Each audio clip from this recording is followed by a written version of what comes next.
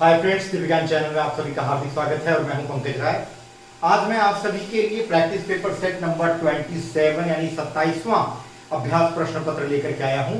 और यह अभ्यास प्रश्न पत्र टेट की परीक्षा देने वाले सारे विद्यार्थियों के लिए, सीटेट की परीक्षा देने वाले विद्यार्थियों के लिए, यहाँ तक कि जो यूपीएसआई की परीक्षा होने वाली उसके लिए भी बहुत लाभकारी है। तो मुझे उम्मीद है कि सारे अभ्यर्थी, यहाँ तक कि जो चाहे वो टीजीटी दे रहे हों या पीजीटी, उन सभी के लिए इसमें से क्वेश्चन जरूर आ सकता है।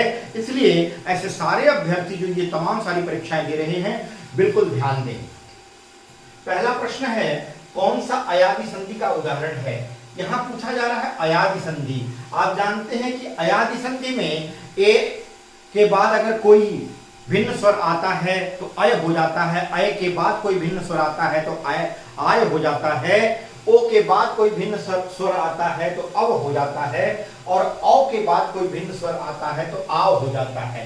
तो यहां देखिए, ये एकाएक जो है ये वृद्धि संधि है, क्योंकि यहां अय की मात्रा लगी है। यहां देखिए महेंद्र लिखा है, ये गुण संधि है, महाजमा इंद्र महेंद्र, ठीक है। उन्नति व्यंजन संधि है।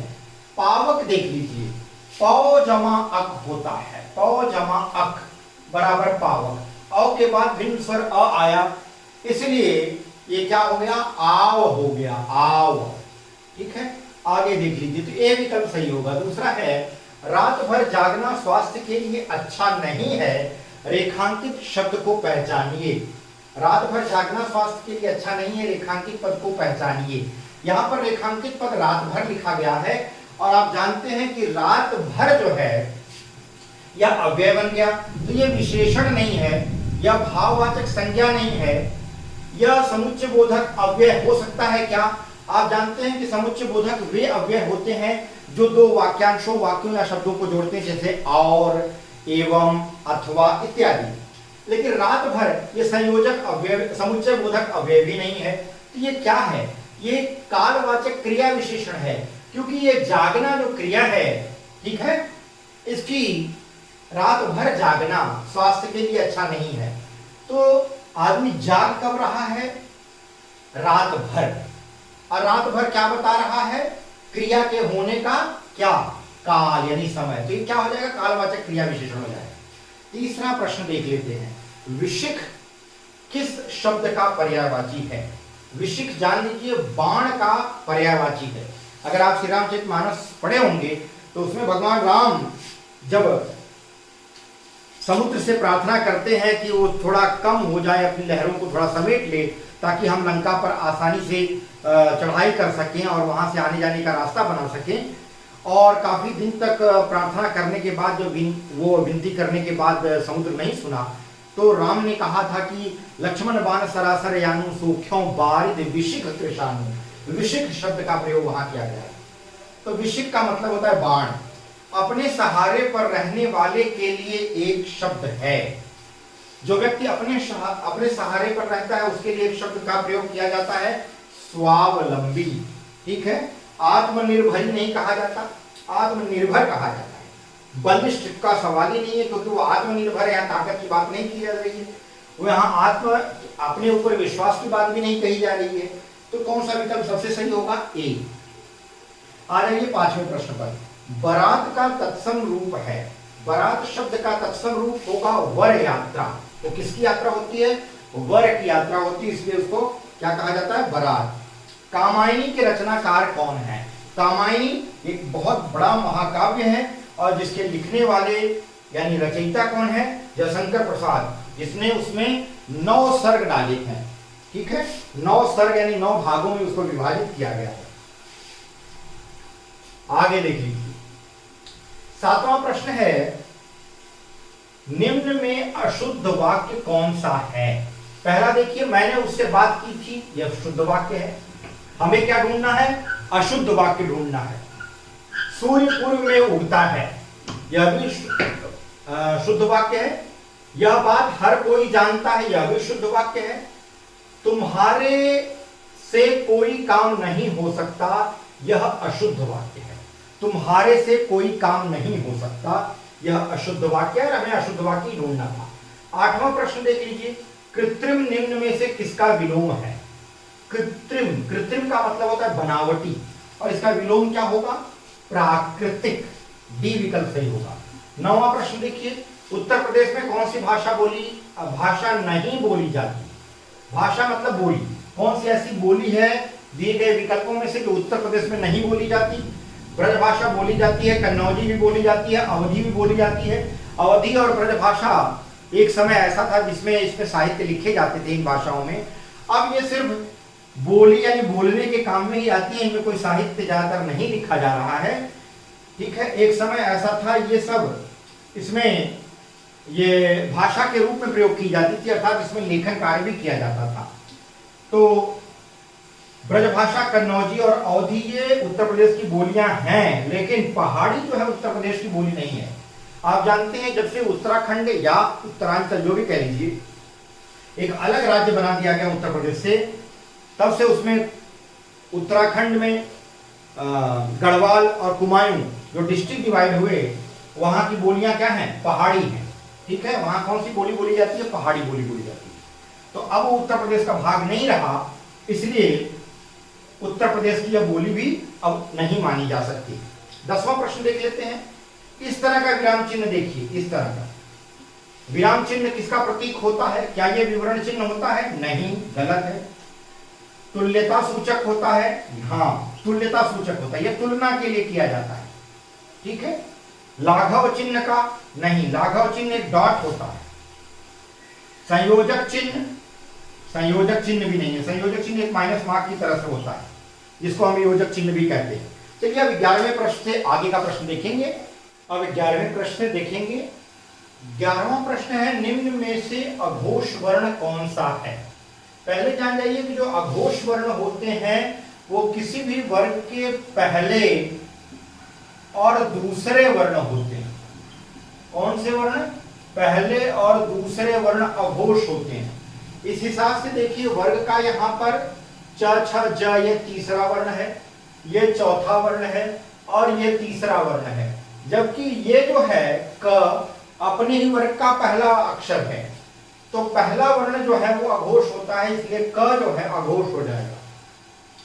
प्रतिमान में समास है। गौर करिए, प्रतिमान शब्द में जो प्रति पहला पद लगा है वो अव्यय है, इसलिए यहां पर कौन सा समास हो जाएगा? अव्ययी भाव समास हो जाएगा। बी विकल्प सही होगा। 13वां प्रश्न है, तत्सम शब्द है। अमृत तत्सम शब्द है, जबकि माता और आंचल ये दोनों तद्भव हैं। माता और आंचल तद्भव है। काट क्या है? देशज शब्द है। ये क्या है? तद्भव है। ये क्या है? तद्भव है। तत्सम क्या है? अमृत। ठीक है, अमृत, ये ए विकल्प जो है वो सही होगा। 14वां प्रश्न देख लीजिए। भविष्य में होने वाला के लिए एक शब्द है, भविष्य में होने वाले के लिए एक शब्द प्रयोग करते हैं, भावी। गत और विगत तो ये पिछली चीजों के लिए प्रयोग किया जाता है, और आभास का यहाँ कोई बात ही नहीं है। ठीक है, आभास शब्द का यहाँ पर प्रयोग नहीं किया जा सकता। आभास का मतलब होता है महसूस होना। आगे आ जाइए 15वें प्रश्न में। हास्य रस का स्थायी भाव है। हास्य रस का स्थायी भाव होता है हास। सी विकल्प सही होगा। 16वां प्रश्न है, प्राक जमा मुख। प्राक यहां देखिए का आधा है, यानी का व्यंजन है, स्वर के साथ नहीं है, और मुख लिखा है। तो जब किसी भी पहले पूर्व पद का यानी पहले शब्द का अंतिम वर्ण जो है वो किसी भी वर्ग का पहला अक्षर होता है। अब देखिए यहाँ कौन से वर्ग का पहला अक्षर है? क अपने ही वर्ग का पहला अक्षर है, और उसके बाद आया है कौन सा अक्षर? दूसरे शब्द का पहला वर्ण क्या है? म। म क्या है? अनुनासिक ध्वनि है। तो जब किसी भी वर्ग के पहले अक्षर के बाद अनुनासिक ध्वनि आती है तो पहले शब्द का जो अंतिम वर्ण होता है वो अपने ही वर्ग के 5वें वर्ण में बदल जाता है। इसलिए इसका संधि विच्छेद प्राक और मुख किसका संधि विच्छेद है? तो प्रांगमुख का संधि विच्छेद है। सी विकल्प सही होगा। 17वां प्रश्न देख लीजिए। शीतल शब्द में कौन सा प्रत्यय लगा है? प्रत्यय शब्दांश होता है जो शब्द के बाद में लगता है। शीत में ल लगा है, और यहाँ पर सी विकल्प जो है वो सही होगा। 18वां प्रश्न देखेंगे। लड़के हंस रहे होंगे, यह वाक्य किस वाच्य में है? वाच्य पूछा जा रहा है। लड़के हंस रहे होंगे। कौन हंस रहा होगा? लड़के। तो यहाँ जो क्रिया बदल रही है वो कर्ता के अनुसार बदल रही है। कर्ता पुल्लिंग है इसलिए क्रिया भी पुल्लिंग हो रही है, कर्ता बहुवचन में इसलिए क्रिया भी पुल्लिंग बहुवचन में हो रही है। इसका तात्पर्य यह है कि जब क्रिया कर्ता के अनुसार बदलती है तो वहां पर कर्तृवाच्य होता है, ठीक है, और इसको हम कहते हैं कर्ता क्रिया अन्वय। आगे आ जाइए 19वां प्रश्न है, लोगों ने उसे मार मार कर अधमरा कर दिया। अधमरा शब्द में अध जो है वो रेखांकित है, अध मरा नहीं, अध रेखांकित है। प्रश्न क्या पूछा गया है? प्रश्न पूछा गया है रेखांकित शब्द क्या है। तो ये रेखांकित जो शब्द अध है वो क्या है? आप जानते हैं अध शब्द जो है वो उपसर्ग है। किसका उपसर्ग है? हिंदी का, संस्कृत का उपसर्ग नहीं है। संस्कृत के उपसर्ग क्या है? अ, अन, अति, अधु, अधि, अनु, अप, अभि, अव, परा, परि, प्र, वि, सु, सम, ये सब 22 जो उपसर्ग हैं वो संस्कृत के होते हैं। लेकिन अध जो है वो हिंदी का उपसर्ग है। अध मरा, अध पका, ठीक है, अध खिला। तो अध जो लगाया जाता है ये शब्दांश है और किसी शब्द के पूर्व लगाया जाता है, ठीक है। तो बी विकल्प सही होगा। 20वां प्रश्न देख लेते हैं, निम्न में पुल्लिंग शब्द कौन सा है? पुल्लिंग शब्द पूछा जा रहा है। दया, दया की जाती है, ठीक है। मेरे पिताजी ने उस गरीब पर दया की, ठीक है। तो दया की जाती है, किया जाता है नहीं। तो दया स्त्रीलिंग शब्द है। प्रार्थना की जाती है, किया जाता है नहीं। प्रार्थना स्त्रीलिंग शब्द है। वायु चलती है, चलता है नहीं, स्त्रीलिंग शब्द है। लेकिन नेत्र खुलता है, नेत्र खुलती है नहीं कहा जाता, ठीक है। इसका वाक्य प्रयोग करेंगे तब मालूम पड़ेगा कि कौन सा लिंग है। तो नेत्र जो है पुल्लिंग शब्द है, जबकि दया, प्रार्थना और वायु स्त्रीलिंग शब्द है। 21वां प्रश्न देखेंगे, ठीक ठाक न्याय हो जाना। ठीक ठाक न्याय हो जाना अर्थ के लिए सही लोकोक्ति है। इस अर्थ के लिए कौन सी लोकोक्ति सही होगी? तो यहां लिखा गया है, दूध का दूध, पानी का पानी, दोनों हाथों में लड्डू। तो ठीक ठाक जब न्याय हो जाता है तो उसको कहा जाता है, आप जानते हैं कि लोकोक्तियां विशेष अर्थों में प्रयोग की जाती हैं, इनका शाब्दिक अर्थ नहीं लिया जाता। तो यहाँ पर इसका विशेष अर्थ क्या होगा? दूध का दूध, पानी का पानी। अब हम 22वें प्रश्न से आगे के प्रश्न देखेंगे, 22वें से लेकर के 30वें प्रश्न तक। चलिए दोस्तों, अब आगे के प्रश्नों को देखेंगे। 22वां प्रश्न है, हार्दिक इच्छा के लिए उपयुक्त शब्द है। हार्दिक इच्छा के लिए वासना तो बिल्कुल उपयुक्त शब्द नहीं है। इच्छा और आकांक्षा भी हार्दिक इच्छा के लिए नहीं होता। इच्छा और आकांक्षा सामान्य सी इच्छा को कहा जाता है। अभिलाषा जो होती है वो हार्दिक इच्छा को कही जाती है, यानी कि ए विकल्प सही होगा। प्रेम सागर किसकी रचना है? प्रेम सागर लल्लू लाल की रचना है। सदा सुखलाल जो थे वो सुख सागर लिखे थे और लल्लू लाल ने प्रेम सागर लिखा था। ये आपको याद करना पड़ेगा। लिखावट में प्रत्यय है। 24वां प्रश्न, लिखावट में कौन सा प्रत्यय है? आवट, ठीक है। लिख जो है वो धातु रूप है और इसमें आवट प्रत्यय लगने से इस आवट प्रत्यय को हम कृत प्रत्यय कहेंगे, क्योंकि ये किसमें लगा है? धातु में लगा है, यानी क्रिया में। क्रिया में जो प्रत्यय लगते हैं उन्हें कृत प्रत्यय कहा जाता है। तो लिखावट में कौन सा प्रत्यय लगा है? आवट। 25वां प्रश्न देख लेते हैं, प्रति का बहुवचन होगा प्रति, यानी हमें इस पुस्तक की एक प्रति दे देना। प्रति यानी एक कॉपी। प्रति का बहुवचन होगा प्रतियां। ए विकल्प जो है सही होगा। 26वां प्रश्न है, वाह वाह कितना सुंदर दृश्य है। रेखांकित शब्द कौन सा अव्यय है? ये जो वाह वाह है ये रेखांकित है, मैंने रेखांकित करना मैं भूल गया था। वाह वाह कितना सुंदर दृश्य है, रेखांकित शब्द कौन सा अव्यय है? तो ये रेखांकित शब्द जो है, पहली बात जान जाइए, विस्मयादि बोधक अव्यय है। जो विस्मय, हर्ष, शोक इत्यादि भाव को बताने वाले शब्द होते हैं विस्मयादि बोधक शब्द कहे जाते हैं।